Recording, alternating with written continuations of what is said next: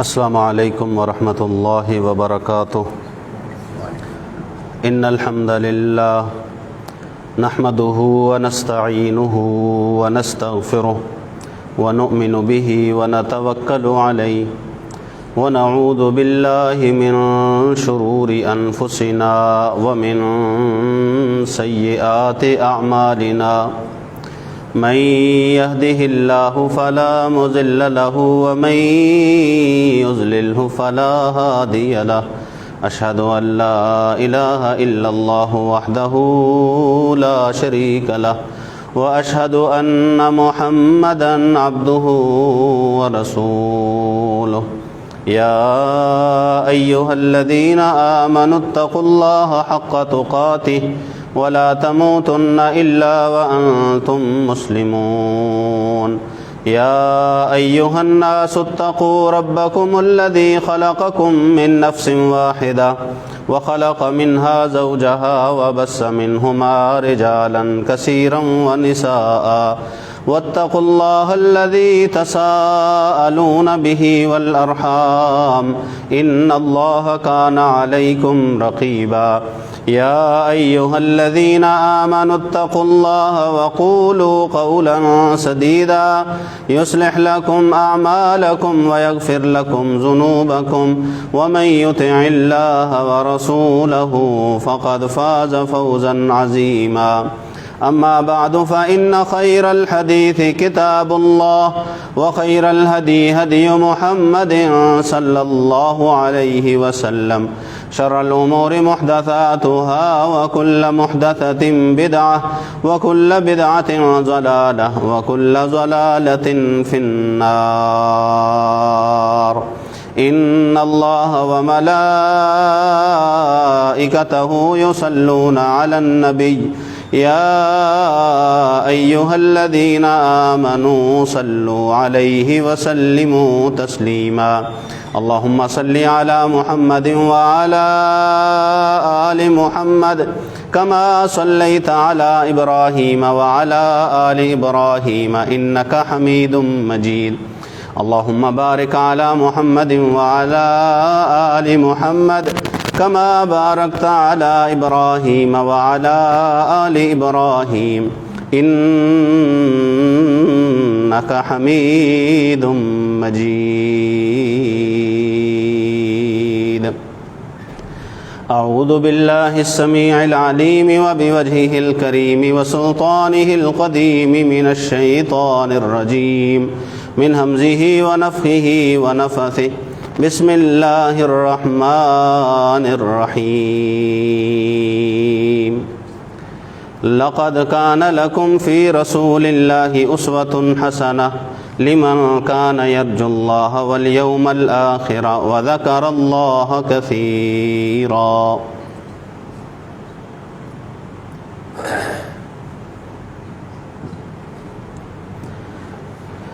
رسول اللہ صلی اللہ علیہ وآلہ وسلم پر پہلی وحی غار حراء میں نازل ہوئی۔ رسول اللہ صلی اللہ علیہ وسلم کی نبوت ملنے سے پہلے عادت مبارکہ تھی کہ آپ اپنے ساتھ اپنا کھانا وغیرہ وہ لے جایا کرتے تھے اور سب سے الگ ہو کے گوشہ نشینی اختیار کر کے غار حراء میں رسول اللہ صلی اللہ علیہ وسلم تشریف فرما رہتے۔ رسول اللہ صلی اللہ علیہ وآلہ وسلم خود فرماتے ہیں کہ ایک دن میں نے وہاں پہ جبریل علیہ السلام کو دیکھا، وہ میرے پاس آئے اور مجھے کہنے لگے کہ پڑھ اقرا۔ میں نے کہا ما انا بقاری۔ اس کے دو معنی کیے گئے ہیں، ایک تو عام ہے جو ہم سنتے ہیں کہ آپ صلی اللہ علیہ وسلم نے فرمایا کہ میں پڑھا ہوا نہیں ہوں، دوسرا اس کا ترجمہ وہ یہ کیا گیا ہے کہ میں پڑھنے والا نہیں، جو آپ کہہ رہے ہو کہ پڑھیے میں وہ نہیں پڑھوں گا، میں وہ پڑھنے والا نہیں۔ کہا دوسری بار پھر اس نے کہا اقرا، پھر میں نے یہی جواب دیا ما انا بقاری۔ تیسری بار انہوں نے مجھے پکڑا، اپنے دونوں بازوؤں میں لیا جیسے بندہ کسی سے معانقہ کرتا ہے، جپھی ڈالتا ہے، اور مجھے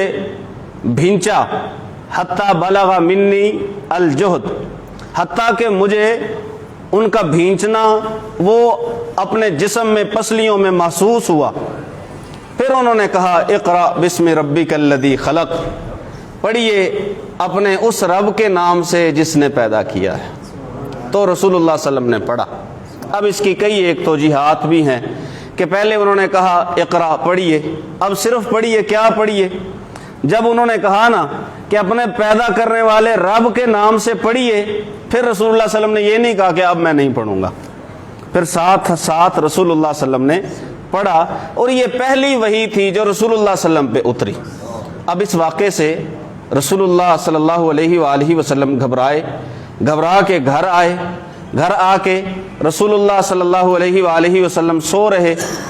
اور جب آپ بیدار ہوئے، کچھ طبیعت میں بحالی محسوس ہوئی،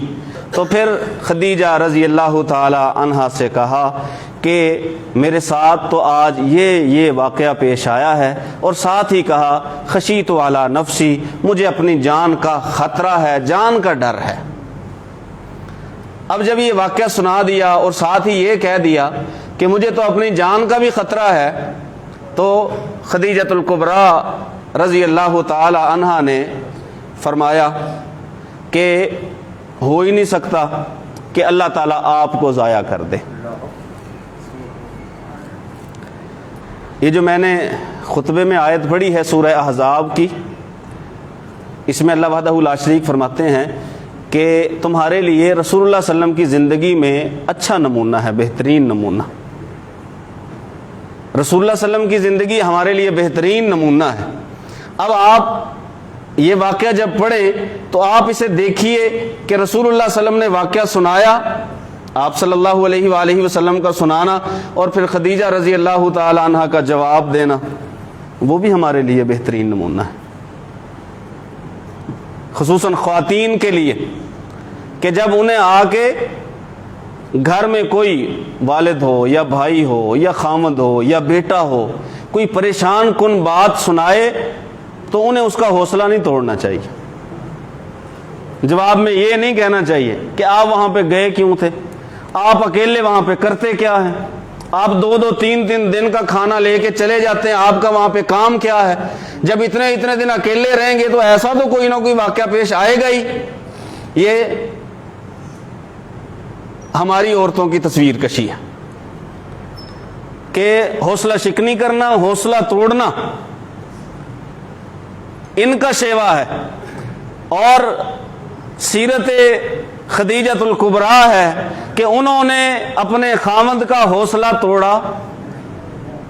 حوصلہ نہیں توڑا، کہا ہو ہی نہیں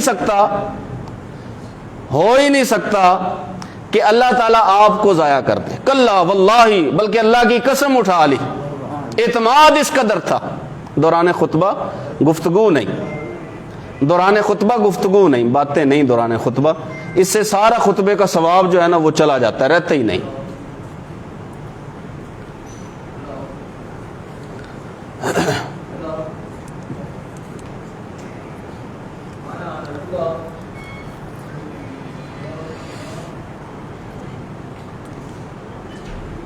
وہ ساری بات ہی جو ہے نا تسلسل ٹوٹ گیا بات کا۔ نہیں، مجھے معلوم ہے، میں یہ نہیں کہ مجھے بھول گیا یا میں بات کیا کر رہا تھا، تسلسل میرا ٹوٹ گیا۔ اب انہوں نے چونکہ رسول اللہ صلی اللہ علیہ وسلم سے نکاح کیا تھا تو انہیں اعتماد اس قدر تھا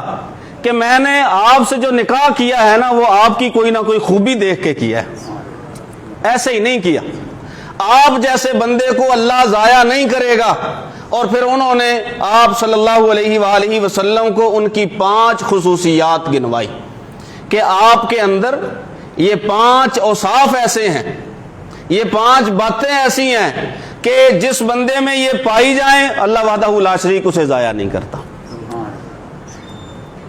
پہلے میں ترتیب وار 5 سنا دیتا ہوں، پھر ایک ایک کو ذرا کھول کے ہم انشاءاللہ بیان کریں گے۔ انک لتصل الرحمہ، آپ صلہ رحمی کرتے ہیں۔ کیا ہے صلہ رحمی؟ صلہ کا مطلب ہوتا ہے ملانا، وصل بھی صلہ صحیح ہے، ملانا، اور رحمی رشتہ داری، رشتہ داری کو ملانا۔ انک لتصل الرحمہ، آپ صلہ رحمی کرتے ہیں، رشتہ داری کو جوڑتے ہیں۔ وتحمل القلہ، اور کسی کے اوپر اگر بوجھ ہے تو آپ وہ بوجھ خود اٹھا لیتے ہیں، اس کا بوجھ بانٹ لیتے ہیں۔ 2 کام۔ وتکسب المعدومہ، اور آپ بیواؤں کو کما کر دیتے ہیں۔ وتقری الضیفہ، چوتھی خصوصیت، آپ مہمان کی عزت کرتے ہیں۔ وتعین علی نوائب الحق، اور حق بات پر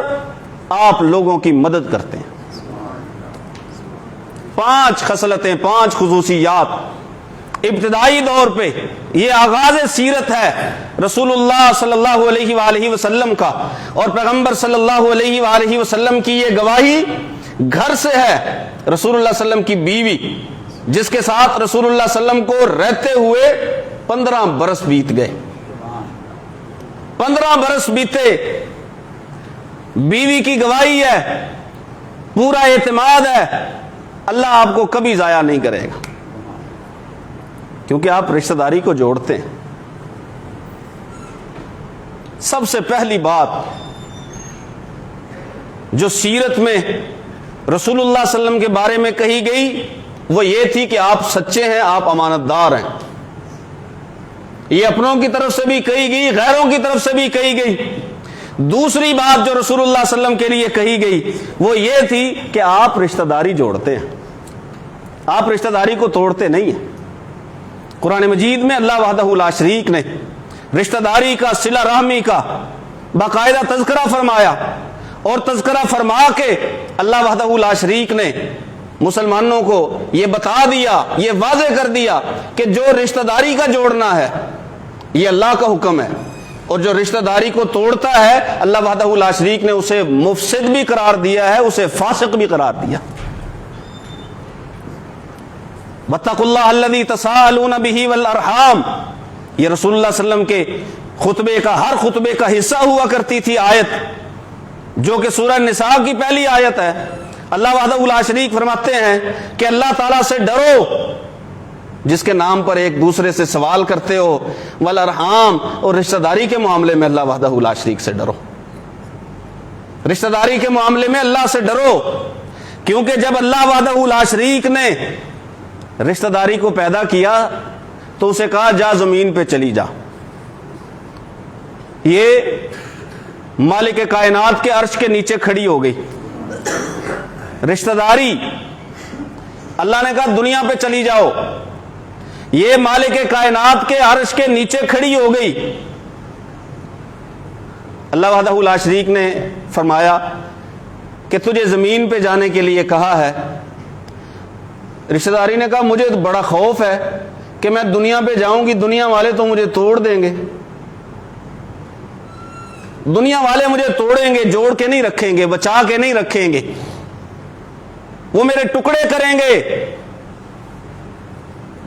آپ یہ بھی تو بتائیے نا کہ میرا مقام کیا ہے۔ اللہ وحدہ لا شریک نے فرمایا کیا تو اس بات میں خوش نہیں کہ جو تجھے جوڑے گا میں اس سے جڑوں گا، اصل من وصلک واقطع من قطعک، جو تجھے توڑے گا اس کا میرے ساتھ کوئی تعلق نہیں ہوگا۔ ذرا زیادہ نہیں، تھوڑی سی گہرائی میں جا کے اس بات پہ غور کیجئے کہ ہم اپنے رشتہ داروں کے بارے میں جو گفتگو کرتے ہیں، جو باتیں کرتے ہیں، یا ان کے بارے میں ہمارے جو خیالات ہیں، جو ہمارے گمان ہیں، وہ کیا ہیں؟ میرا اس کے بغیر گزارا ہو جائے گا، میں کوئی اس سے لے کے نہیں کھاتا۔ یہ معاشرے میں کی جانے والی باتیں رشتہ داروں کے بارے میں، ہمارے گھر کوئی وہ گندم بھیجتا ہے، دانے بھیجتا ہے، یہ باتیں ہماری ہیں۔ آپ یہ نہ سمجھیے کہ میں نے فلاں رشتہ دار کو، بھائی کو، بہن کو، یا ماں کو، باپ کو، یا پھوپھی کو، یا خالہ کو، یا ماموں کو، یا چچاؤں کو میں نے چھوڑ دیا ہے، ان سے میں نے قطع تعلق کر لیا ہے۔ حقیقت میں تو نے ان سے قطع تعلق کرتے کرتے اللہ سے رشتہ توڑ لیا، اللہ سے ناطہ توڑ لیا۔ اور یہ ناطہ ٹوٹتا ٹوٹتا پہنچا کہاں تک؟ آئیے رسول اللہ صلی اللہ علیہ وآلہ وسلم کی ایک اور حدیث۔ رسول اللہ صلی اللہ علیہ وسلم نے فرمایا، تم جو عمل کرتے ہو، نماز، روزہ، حج، زکوٰۃ، عمرے، امر بالمعروف، نہی عن المنکر، جتنے کام نیکی کے ہیں تم جو یہ کرتے ہو، فرشتے انہیں لے کے سوموار کو اور جمعرات کو اللہ کے پاس پیش ہوتے ہیں، اور اللہ وحدہ لا شریک پھر ان اعمال کو دیکھتے ہیں، انہیں قبولیت سے نوازتے ہیں، سوائے دو آدمیوں کے علاوہ باقی سب کے اعمال کو اللہ دیکھتے بھی ہیں، شرف قبولیت سے بھی نوازتے ہیں، ان کے بارے میں اجر و ثواب کے احکامات بھی صادر فرماتے ہیں، سوائے دو آدمیوں کے۔ ان کی نمازیں بھی ہیں، روزے بھی ہیں، خیرات بھی ہے، اچھی باتیں بھی ہیں، نیکیاں بھی ہیں، سارا کچھ ہے، لیکن ان کے بارے میں ساتھ اطلاع یہ جاتی ہے کہ یہ دونوں آپس میں لڑے ہوئے ہیں، یہ دو بھائی، یہ دونوں آپس میں لڑے ہوئے۔ اچھا کیا حال ہوگا کہ دو بندے نمازی، ایک ہی مسجد میں پہلی صف میں نماز پڑھنے والے، اور اس بات پہ خوش کہ ہم اللہ کے ہاں جھکتے ہیں، سجدہ ریز ہوتے ہیں، نیکیاں کرتے ہیں، لیکن ایک دوسرے سے ناراض،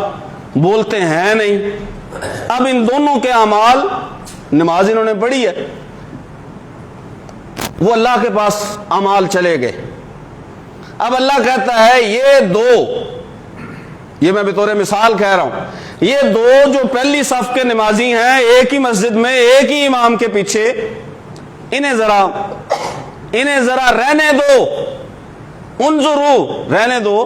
اگر سوموار ہے اگلی جمعرات کو لے آنا،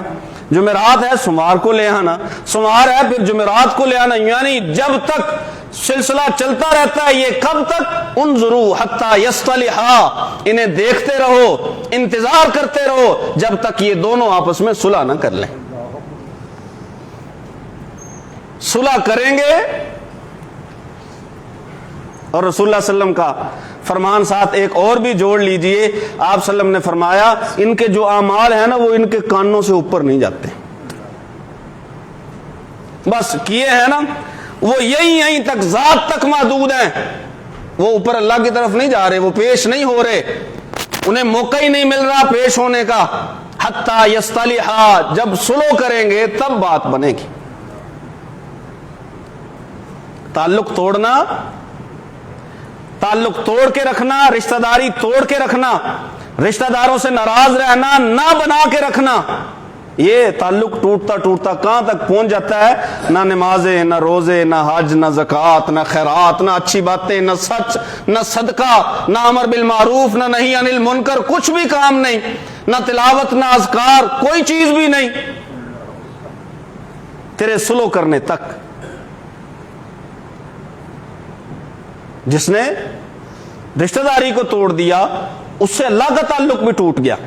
اللہ اس سے تعلق نہیں رکھتے، اللہ اس سے تعلق رکھنا نہیں چاہتے۔ اور پھر خاص کر والدین کے بارے میں تو رسول اللہ صلی اللہ علیہ وسلم نے فرما دیا کہ اللہ اگر راضی ہے تو والدین کی رضا کی وجہ سے، اللہ ناراض ہے تو ان کی ناراضی کی وجہ سے۔ یہ تعلق اگر ٹوٹتا ہے تو ٹوٹتا کہاں پہنچتا ہے؟ اعمال قبولیت سے رک جاتے ہیں، اللہ وحدہ لا شریک ناراض ہو جاتے ہیں، اور جو تجھے ملائے گا اس سے میں جوڑ کے رکھوں گا۔ جب یہ تعلق ملتا ہے، تعلق جڑتا ہے، تو تعلق جڑتا ملتا بندے کو کہاں پہنچا دیتا ہے، اور خود یہ تعلق کہاں پہنچ جاتا ہے؟ آئیے اس بارے میں بھی رسول اللہ صلی اللہ علیہ وآلہ وسلم کی حدیث مبارکہ سنی، خصوصاً وہ شخص، ایسا شخص جو ہے حق پر، اسے یقین ہے کہ میں حق پہ ہوں، اور جس سے میری ناراضگی ہے وہ ناحق پہ ہے، یقین ہے میں حق پہ ہوں، جس سے میرا جھگڑا ہے وہ ناحق پہ ہے یقین، لیکن رسول اللہ صلی اللہ علیہ وسلم کے بعض فرامین کا، دین و شریعت کے احکامات کا اسے خیال ہے، کچھ پاس ہے، کچھ لحاظ ہے، وہ کیا کرتا ہے؟ وہ کہتا ہے کوئی بات نہیں، حق میرا ہے، لیکن میں صرف اس لیے کہ رشتہ داری نہ ٹوٹے، اس لیے کہ میرا بھائی مجھ سے ناراض نہ ہو، اس لیے کہ میرے والدین مجھ سے ناراض نہ ہوں، میرے رشتہ دار مجھ سے ناراض نہ ہوں، میں اپنا حق چھوڑ دیتا ہوں اور سلو کر لیتا ہوں، میں اپنا حق چھوڑتا ہوں اور سلو کرتا ہوں صرف اس وجہ سے تاکہ یہ جو دراڑ رشتہ داری میں یا بھائیوں میں یا والدین اور اولاد کے درمیان دراڑ آ رہی ہے، یہ دراڑ نہ آئے، اس لیے میں اپنے حق سے دستبردار ہوتا ہوں۔ رسول اللہ صلی اللہ علیہ وسلم نے فرمایا من ترک المراءۃ وہو محقا، جس نے جھگڑا چھوڑ دیا، لڑائی چھوڑ دی، حالانکہ وہ حق پر تھا، اس لیے کہ سلو رہے، فرمایا میں اللہ وحدہ لا شریک سے جنت میں اسے ایک محل لینے کی ضمانت دیتا ہوں۔